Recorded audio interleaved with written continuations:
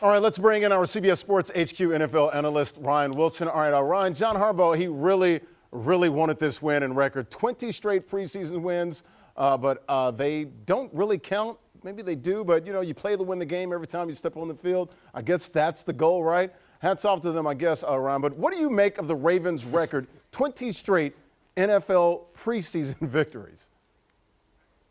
It's great news if you're a gambler. So it matters to those people for sure. And I think it instills a culture. And you're right, Larry. At the end of the day, it doesn't matter. But you'd much rather be 20-0 in the preseason, the games that don't matter, than 0-20. And a lot of that carries over to the season for the Ravens. They're a good football team, no doubt. They're not pulling a Steve Spurrier back in 2002 where he just ran up the score with all his first teamers. And they went 4-0 and then went to a 7-9 record in his first year. And then a year later, he was gone. This is about longevity. This is about instilling a culture. And it sounds sort of rah-rah college talk, but it's worked. And that 18-1-1 against the spread certainly gets your attention if you're of the betting persuasion. But the 20-0 is incredibly impressive. I thought the Ravens played really well. Yes, Washington didn't play their starters. Whatever. John Harbaugh didn't care. He played his starters to start the game. We saw Lamar Jackson for a series. And Tyler Huntley came in as a backup and played the entire rest of the game, 3+ quarters, and he was slinging it. He looked great out there. He looked like Lamar Jackson 2.0. So, again, you're training these guys in case you need them to do what they need to do in situations, in NFL situations. So on some level, you understand it. On another level, it's basically a participation trophy for John Harbaugh. But 20-0 is 20-0, and no one else has done it before. You just mentioned Lamar Jackson. He said this is all about competition, gets them ready for the NFL regular season. 90% as well covering, on the spread there, 18-1-1. It's pretty good as well if you love the Ravens, and has won some money from Baltimore. Let's talk about Justin Fields, Bears quarterback, the rookie. 4 drives Saturday against the Titans in Nashville, 7 of 10 passing, 54 yards. Nice TD throw to that tight end, Horsted. For the preseason, Fields completing 61% of his passes, 2 TDs, 1 pick, adds 92 yards on the ground. Round. What did you make of his preseason? Did he do enough to earn the starting job, or is sticking with Dalton for now the more prudent move? Did he do enough? No. And I say that partly out of an abundance of caution for Justin Fields' health. Because the issue isn't Justin Fields, it's that offensive line. And he started slow, and then you turned it on. You mentioned that touchdown at the end of the first half to Jesper Horsted. That was impressive. That was a great throw. And we've seen glimpses of what Justin Fields can do. But the issue is that he spends most of the time running for his life because that offensive line is piecemeal at this point. They drafted Tevin Jenkins in the second round. He may be out for the season. He hasn't played a snap. They had to sign 39-year-old Jason Peters. They cut Charles Leno back around the draft, so they don't have him. There are a lot of issues there, and if you're Matt Nagy, and he has been cautious about this, he's made it clear that he's going to roll Andy Dalton early.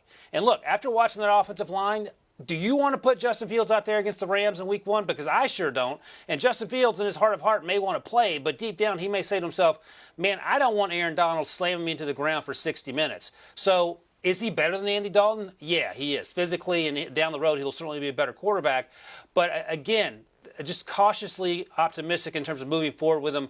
Don't rush him out there. Let him grow into this role. This team isn't going to be very good. The defense might have to save them, but offensively, with that offensive line, so I think you take your time with Justin Fields.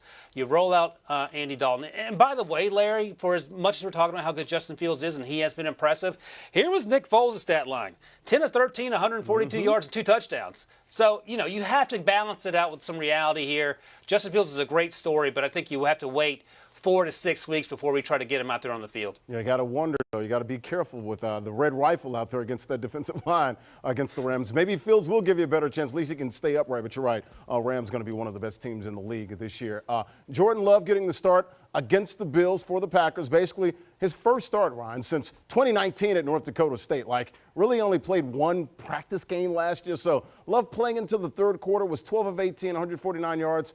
Did throw a costly interception off his back foot, threw it up in the air, knows he can't do that. That won't cut it in the NFL. How would you assess his play on Saturday, Ryan? It's funny. It reminded me a lot of 2018 Jordan Love that we saw at Utah State, and 2019 Jordan Love. 2018, Jordan Love was lights out. He was virtually unstoppable, 30-something touchdowns. I think he had just a handful of interceptions. But this interception here, like you cannot do it under any circumstances. In 2019, he admitted, I tried to do too much because a lot of my players were no longer there. That ain't the case in Green Bay. You have a bunch of you have professionals up and down the roster. You can't make those type of mistakes. But I will say, overall, I continue to be impressed with the progress Justin Fields has made. In some regards, he's a little Aaron Rodgers gunslingery, but you can't, again, make those mistakes that cost your team because this ain't, the Mountain West where you can score 14 points in 2 or 3 drives. This is the NFL where those mistakes can compound and end up costing you football games. But overall, it was a positive experience for him, I think. I thought he played relatively well. Despite the mistake there, he almost threw another interception. It just happened to be dropped by a defensive back of the Bills. But I think this is something moving forward you can feel comfortable with if you're the Packers, knowing that in a year from now, Aaron Rodgers might not be there and you need a plan B, and Jordan Love seems poised to be that plan B. Of course, was the first-round pick of the Packers. A little reminiscent of Trey Lance at North Dakota State there. Ryan, let's get your biggest winner from Saturday's preseason action. Who do you have? Well, it was the guy that Jordan Love went up against. It's going to be Josh Allen, who we hadn't seen all preseason, and he came out like it was the Super Bowl. He didn't look to miss a beat. He looked just like the Josh Allen we saw all of last season, maybe a little better, 20-26, 194 yards, 2 touchdowns, throwing lasers all over the field. This throw right here, good Lord, have mercy. That man has a family. This was all day long, at least the first half. It was a lot of fun to watch. And look, I'll mention another veteran because Josh Allen is a veteran now. Tom Brady. Tom Brady balled out in the handful of series that he had. He looked absolutely clinical as well, Super Bowl form, which is great news for the Buccaneers team, which is clearly the favorite in the NFC. And you can certainly make a great case that the Bills will be challenging the Chiefs, that is, for the top spot in the AFC. So that was a great showing by both those quarterbacks. Yeah, when I was in Boston, they used to call Tom Brady the ninja, very surgical in that offense with the Patriots. Ryan, let me get your biggest loser from Saturday's preseason games. The easy answer is Nebraska and Scott Frost, but we're not talking about college football, so I'll take it to the NFL. Man, that was tough to watch. I was so excited for college football, then that happened.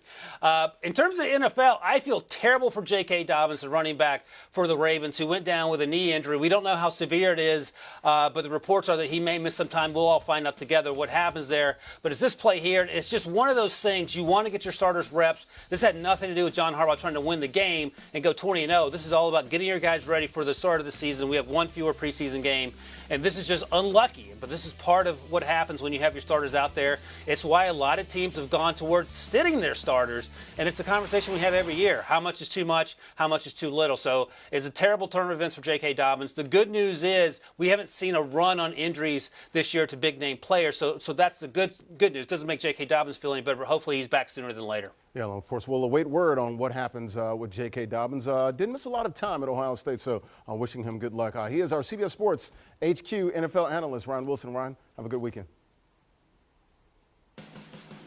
Don't forget, you can check out the Pick Six podcast. That is Will Brinson and his super friends. One of those super friends. He's got superpowers, that's what I'm told. Ryan Wilson, John Breach, and those guys bringing you the latest with the NFL's news, analysis, getting you set for week 1. It's the Pick Six podcast. Download, subscribe, and enjoy today. Do you want a sports network that delivers everything that matters about the game? The highlights, the picks, the instant analysis, no yelling, no fake debates, no politics. Hit the subscribe button and never miss a moment.